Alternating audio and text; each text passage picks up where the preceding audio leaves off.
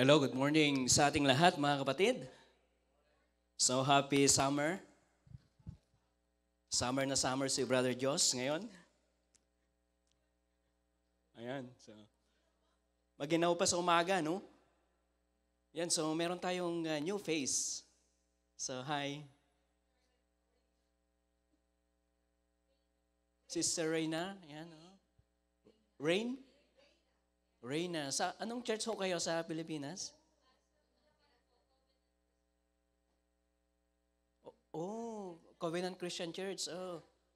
Alam mo may nag-apply sa Bulacan na parang Christian church pero hindi sa atin. Di ba? Hindi ko lang ma-recall yung name ng pastor. Yan, so welcome sa atin. Yan, so anong gift mo? If you don't mind.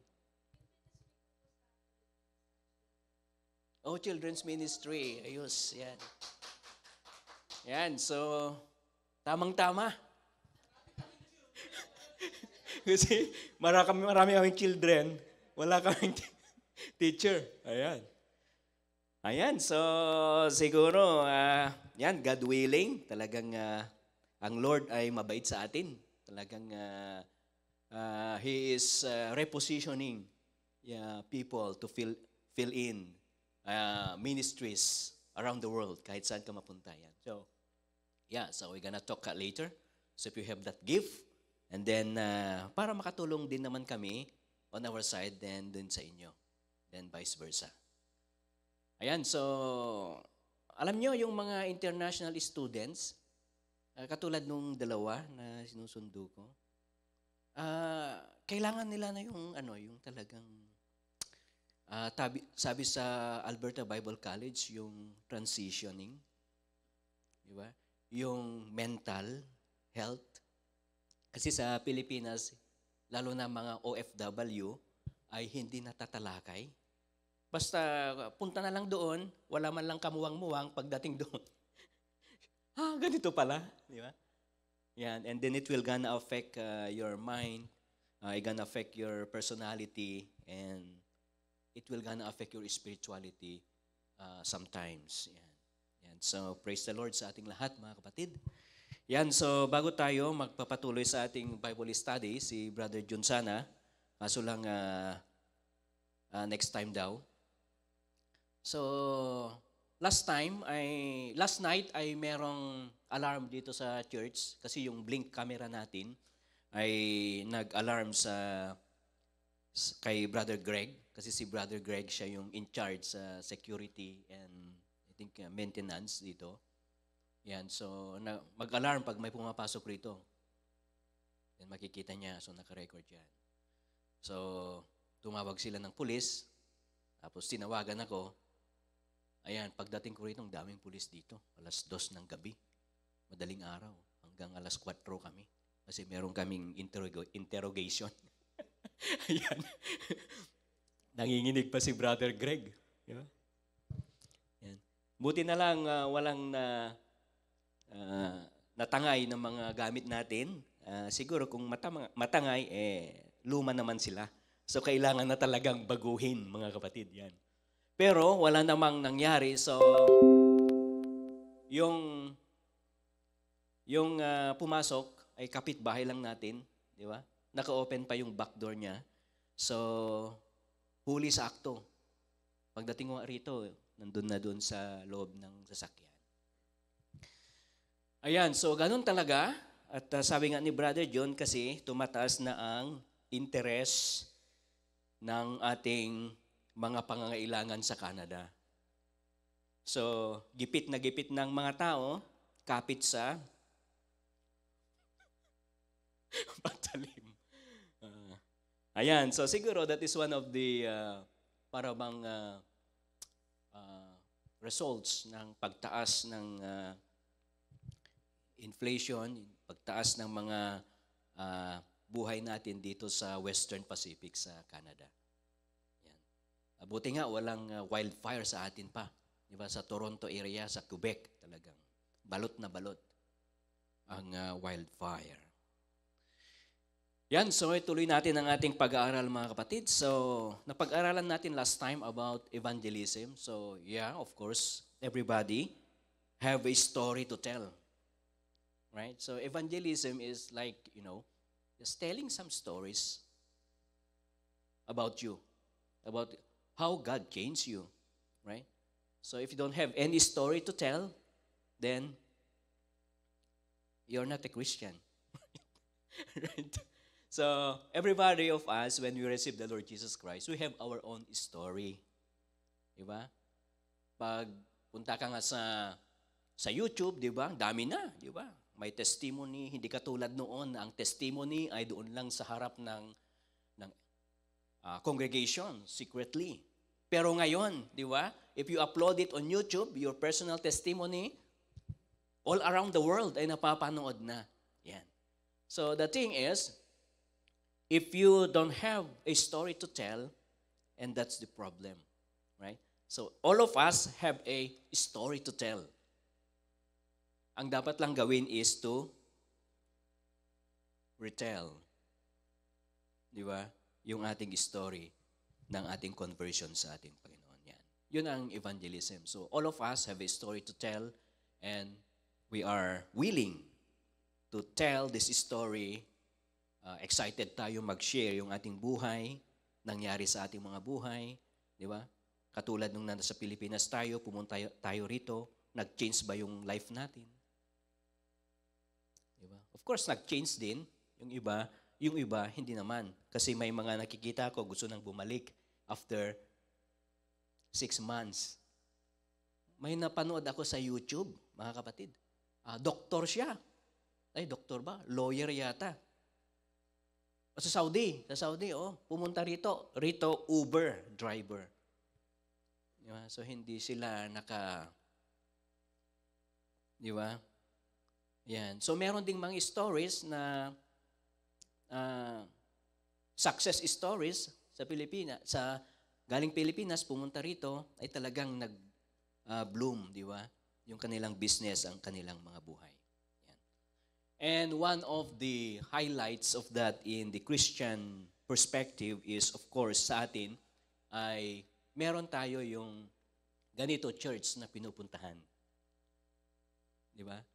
Kaya nga, one of the success stories for all of us, Filipino-Canadian Christians, is to find a church, right, wherein you can belong there to grow, right, personally, and you can serve God in your own little ways.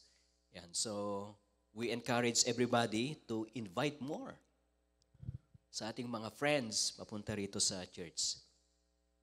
Mga kapatid, yan. Yan, so ngayon, on our letter 48 is we're going to study about panalangin or prayer. Yan. So sa tinagal-tagal na ng ating buhay dito sa mundo, so ano yung pagkaintindi nyo na about prayer, about panalangin? Di ba? So ang pag-aaral ang paksa tungkol sa panalangin. So Sister Edna, ano yung parang yung pagkaintindi mo sa panalangin?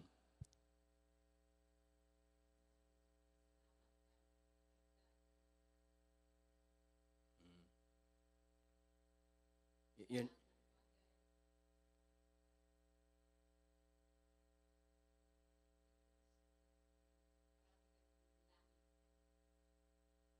Amen. Ayan.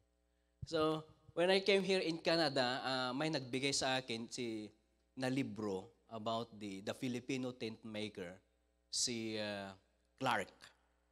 Kalimutan ko yung pangalan niya sa Pasig noon. About how to stay close to God in faraway places. Diba? Diba, galing tayo sa Pilipinas, punta tayo sa ibang bansa, so how to stay close to God in faraway places. Diba? Nasulat yan noon nung wala pang mga YouTube, mga Facebook. Diba?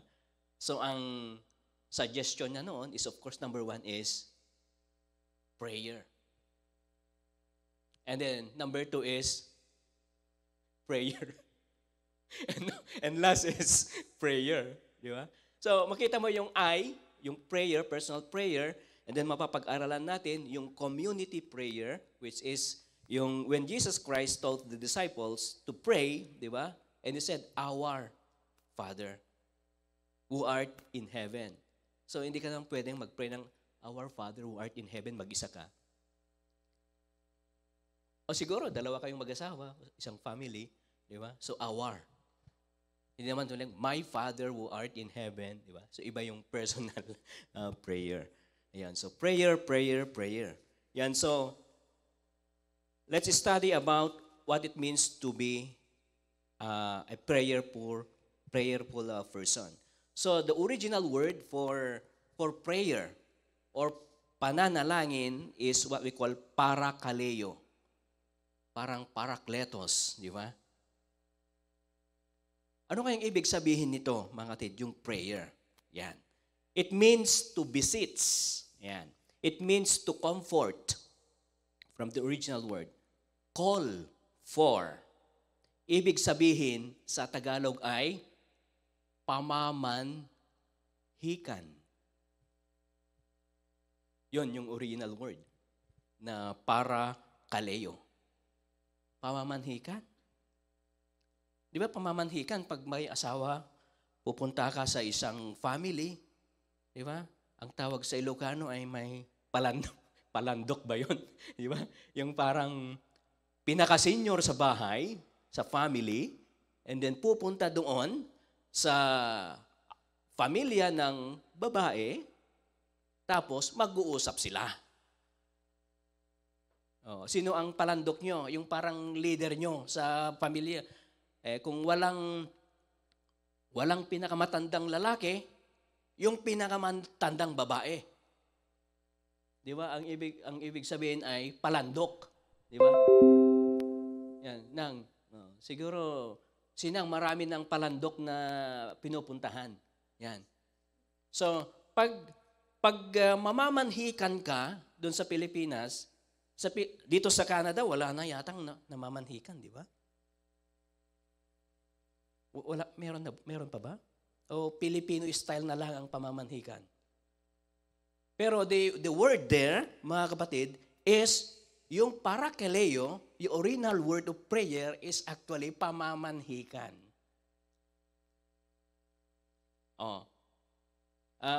I remember nung mga bata kami, siyempre sumusunod din kami sa mga mag-aasawa na yung mga uncle namin. Di ba? Isang jeep yan. Di ba? May lechon pa, may manok pa, di ba? So, pag doon ka pa lang doon sa bahay ng babae, di ba? Nandun na rin yung mga family ng babae. Di ba? Tapos yung family ng lalaki, nandun pa lang sa labas. Ayan. Tapos ngayon, papasok ang mga yan. Naalala ko, pagpasok ng yung lolo namin, yung siya yung pinakamatanda sa pamilya, di ba? Ang tawag, di ba, patriarch, di ba? Pag babae naman ay di ba? So, may mga leader talaga ng family, di ba? I remember my lola before, talagang kahit mga anak niya, walang binatbat kung siya ang mag-decide. Di ba? Ganon yung unang panahon. So pag dating namin doon sa bahay, sabi ng palandok ng babae, Kapsat Rudy, sabi niya, ang uncle ko. Ilang steps ba ang hagdan ang pag-akyat mo sa bahay?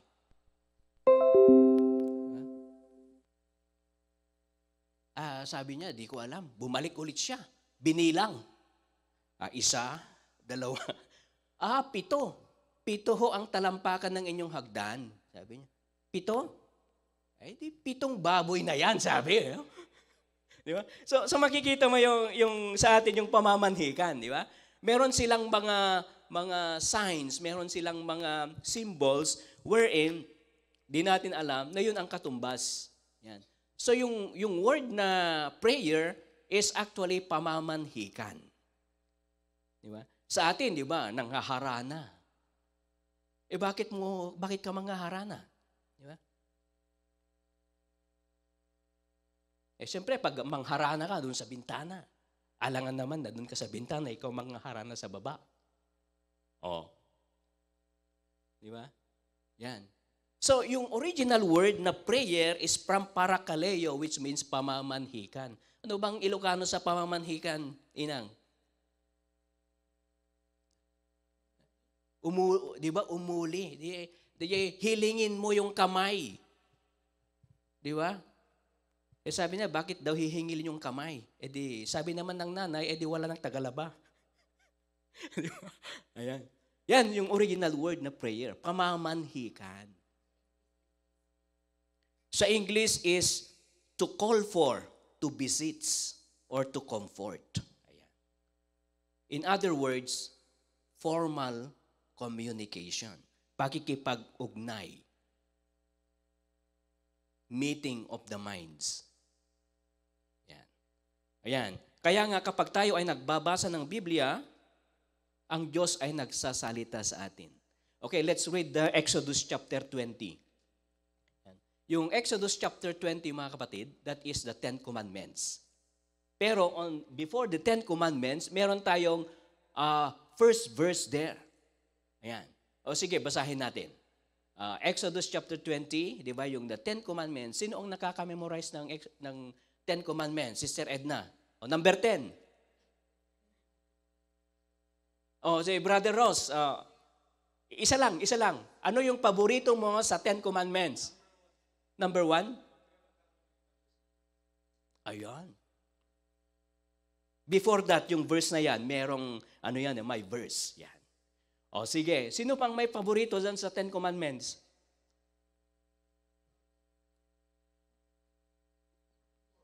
For sa iyo. Honor your mother and your father. 5. Fourth yun, di ba? Yan. So, basahin natin para mas maganda. Yan. Yan. Hindi, wag na doon sa 10 Commandments, di ba? Yung before the 10 Commandments, yung verse na gusto nating pag-aralan. Kasi prayer dito eh. Ayan, so Exodus chapter 20, pakibasa, verse 1.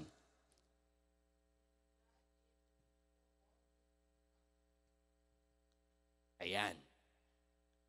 Okay, so before that, the Lord says, God gave this instruction to the Israelites. So ano yung condition doon? Why is it that before God gave the 10 Commandments, there is a condition? And what is that condition? Because God emancipated the Israelites from the bondage of Egypt. Okay? And dahil I will gonna emancipate you from slavery of sin from Egypt, and these are the things that you're gonna follow. In other words, ginawa ng Lord yung kanyang kondisyon at meron ding gagawin ang mga tao. In other words, it is a transactional relationship. I will emancipate you, but, there's a but, you will serve me and follow my commandments. Yan. So, papunta doon sa parakaleo, prayer also is a transactional relationship. So, when we say transactional relationship, it's not a one-way side. Of course, di ba? Parang mag-asawa yan, di ba? Transactional relationship, give and take. Di ba? Ngayon, paano, dun sa prayer, paano ang Lord makipag-communicate ngayon sa tao ngayon? Di ba? Paano ngayon mag-communicate ang Lord sa tao ngayon? Di ba? By reading the Bible, His Word. At the same time, we're going to talk also to God via our prayer. Transactional relationship, parakaleo, right? Read the Bible because God is talking to you. Talk to God through prayer and you are talking back to God. Transactional relationship. Yan. So, gaano ba kahalaga ng panalangin? Bakit tayo dapat manalangin? Sa lahat ng mga paksang binanggit ni Jesus, tanging dito lamang nag-request ang isa sa mga alagad niya. Yan. In Luke chapter 11, verse 1. Di ba? Pakibasa if you have a Bible. Luke chapter 11, verse 1. Yan. Luke chapter 11, verse 1. Yan. Sister Edna or...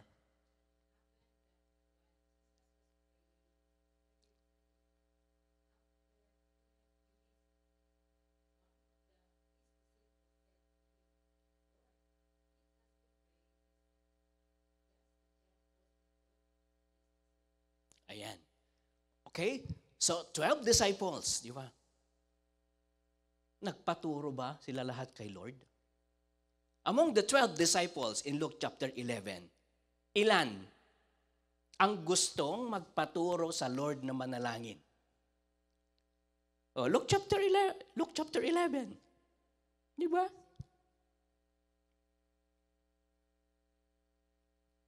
Panginoon, turuan mo kaming manalangin. Isa lang ang gusto. Diba? Very shocking ba, Sister Edna? So, ibig sabihin, sa church, 1% lang ang gustong magpaturo. Di ba? Para manalangin. Di ba? Kasi noon pa, panahon ng Lord, sa 12 silang disciples, isa lang ang gustong matutong manalangin. There's only one who approached the Lord. Panginoon, sabi niya, turuan mo akong manalangin. And then, sa lahat ng talata ay kanyang inusalang tinatawag nating the Lord's Prayer na. Nung magpaturo na, yung isang alagad, and then, sabi ng Lord, this is how you pray. This is the Lord's Prayer. In other words, hindi ito Lord's Prayer na parabang familiar natin na our Father who art in heaven, holy be thy name, their kingdom come. Di ba ganun? This is the model prayer. Ayan, na alam nating lahat ng mananampalataya na tulad natin, and then, makikita mo ngayon, lahat ng format dun sa our Father, yun yung mga pangangailangan nating mga tao. Ayan. Pero, bakit nga ba dapat tayong manalangin? Ayan. Totoo ba na maraming dahilan kung bakit, ngunit hayaan nating banggitin lamang natin ngayon ang tatlo. Okay? Kasi wala na tayong time. Tatlong dahilan kung bakit kailangan tayong manalangin. Number 1, upang huwag tayong manglupaypay o manghina ang kalooban. In Luke chapter 18, verse 1. Yan. So the first reason na bakit tayo manalangin sa Panginoon ay upang hindi tayo manglupaypay. In English, Brother Ross, ayan. Para, di ba, pag mahinang-mahina ka na, di ba? Di ba? Sa araw-araw naman na ginawa ng Lord ng ating buhay sa ating mga trabaho, di ba? Sinisip-sip lahat ng lakas mo, di ba? Spiritually, di ba? Ang mga text ng mga friends mo ay nakakalobat ng espiritu. Punta ka sa Facebook, Sister Edna, di ba? Mabless ka sana, di ba? Pero talagang di ba? Kaya makikita mo mga kapatid na nadra-dried up tayo every day. Di ba? Bakit kaya? Yun ang unang dahilan, di ba? Luke chapter 18 verse 1. Pakibasa. Luke chapter 18 verse 1 mga kapatid. At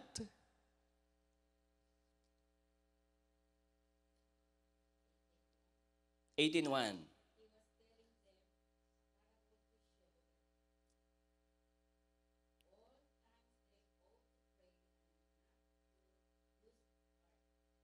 Ayan. Yun pala yung English, Brother Ross, not to lose heart. Para hindi manghina. Kaya pag nanghihina na kayo, ay ang unang gawin ay manalangin. Luke chapter 18 verse 1. Para hindi manglupaypay.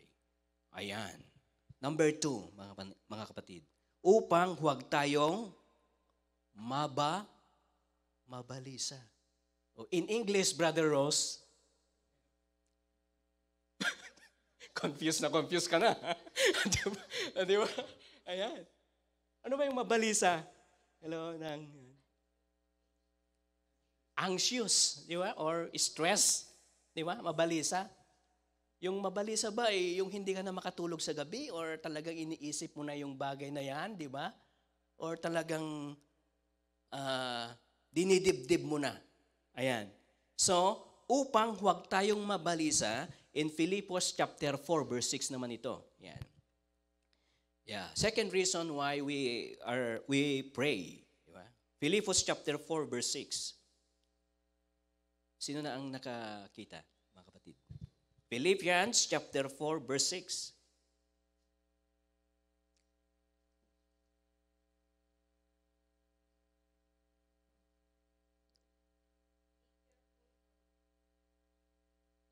Ayan, sige, lakasan sister.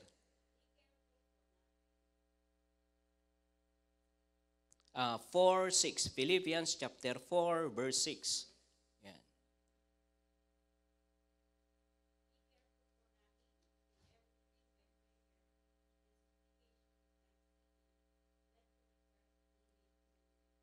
Amen. Yan. So, in English pala, in Tagalog, huwag kayong mga balisa sa anumang bagay. So, ibig sabihin, if you are anxious, okay, at the end of the day, di ba, ginawa ng buhay mo, manalangin pala. Di ba? Para, siyempre, pag nalobat ng cellphone mo, mag-charge ka, siyempre. Oh, bakit cellphone lang ba ang mag-charge, hindi na ang tao? Ayan. Pag mag-charge ka na rin ng cellphone mo, mag-charge ka na rin. Di ba? Ayan. 1 Peter chapter 5 verse 7. Kasi ito yung kaaway natin. Di ba? Na mas mabuting ipagkatiwalang lahat sa ating kabalisahan sa Lord. 1 Peter chapter 5 verse 7. Sige.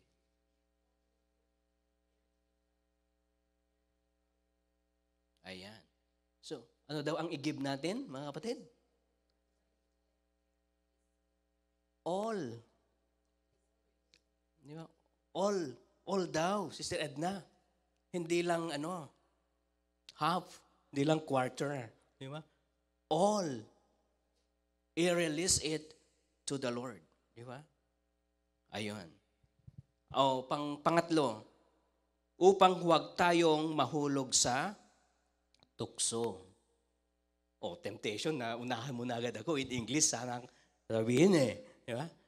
Muli, mula sa labi ng ating Panginoon ay sinabi niyang ganito in Matthew chapter 26 verse 41. Kayo'y mangagpuyat at magsipanalangin. Sino ang napuyat kagabi? Ayan, nag-pray ka ba nung mapuyat ka? Amen. So, kagabi napuyat kami. Di ba? Pumunta kami rito alas 2 ng gabi, madaling araw. Di ba? Hanggang alas 3 ng imedya. Di ba? Kasi may pumasok na magnanakaw. Di ba? Sa likod. Kaya sabi niya, huwag kayong matulog. Magpuyat daw tayo. Mas gusto pang matulog kaysa manalangin. Di ba? Meron nga istorya dun sa amin daw. Dahil high-tech na ngayon, pinopost na lang niya yung prayer niya sa Facebook. Bahala ka, Lord. Kung may Facebook ka man, basahin mo na, Lord. Di ba? Ayan. So, magpuyat at magsipanalangin upang huwag kayong magsipasok sa tukso. Ang Espiritu sa katotohanan ay may ibig, datapwat mahina ang laman. In other words, the flesh is weak. Di ba? Ayun. Tama na naman, Brother Ross. Yan. The spirit is willing. Gustong-gusto niya talaga. Pero hinihila ng katawan dahil siyempre may arthritis na eh. Gusto nang pumunta yung espiritu mo doon sa church, pero hindi na kaya. Di ba? Kaya nga, I-encourage yung mga malakas-lakas pa, Brother Ross, ayan. Kung sa bagay, kung matama natin ang itong pag-aaralan natin, ito ay totoo din sa maraming Kristiyano noon hanggang sa ngayon. Mas gusto pang matulog kaysa manalangin, kaya madalas ang mga takdang prayer meetings ay maraming bakanteng upuan. So merong inorganize si Brother Joshua na prayer meeting Saturday noon. Di ba? Nawala na. Kaya nga hindi dapat ipagtaka kung bakit marami pa rin sa atin ang madaling masiraan ang loob. Madaling kapitan ng kabalisahan at kaagad bumibigay sa tukso dahil sa kakulangan ng pakikipag-ugnayan sa pinagmumulan ng lahat ng kalakasan upang tayo'y pagtagumpayan. Kailan nga ba ang karapat-dapat na oras para manalangin? Bagamat ang Panginoong Hesus ay madalas gumising ng maaga upang manalangin. See? So meron tayong, pag tumatanda na raw tayo, meron na tayong mga, ano bang tawag doon? Night, hindi ko maano yung word na Brother Joshua. Yan. Nightless sleep ba yun? Di ba? Yung sleepless night, di ba? That is one sign daw, di ba? Na you're aging. Tama ba yun? Yan. Pero ang Lord, bumabangon siya ng madaling araw. Di ba? And pray. In Daniel chapter 6 verse 10 naman, si Daniel ay may ugaling manalangin 3 beses sa loob ng maghapon. 3 times a day. Ayan. Daniel 6:10. Ay hindi pa rin masasabing ito ang tiyaking pattern sa atin kung anong oras at ilang oras manalangin. Ang nakasulat sa utos sa atin in 1 Thessalonians chapter 5 verse 17 ay pray without ceasing. In other words ay 24/7. Kaya ba? Di ba kaya ba? 24/7 manalangin? Pray without ceasing, di ba? Siguro sa utak mo, nandun na rin ang Lord, di ba? Kahit nagwo-work ka, di ba? Habang naglilinis ka, di ba? Yung utak mo, Lord, tulungan mo ako, di ba? Yung prayer mo ay nananalangin ka habang naglalaba ka, lahat ng ginagawa mo, nag-e-exam ka, Brother Ross, di ba? Lord, ano kayang answer nito, di ba? Pray without ceasing. Kasi daw, if you stop praying, then there is a small hole na masisilip ni Satan, papasukin ka niya. Ayan. Ibig sabihin, walang limit at walang takdang araw ang pananalangin natin sa Diyos. Ayan. Anong masasabi niyo, mga kapatid? Are you encouraged today or may share ba kayo? 2 minutes about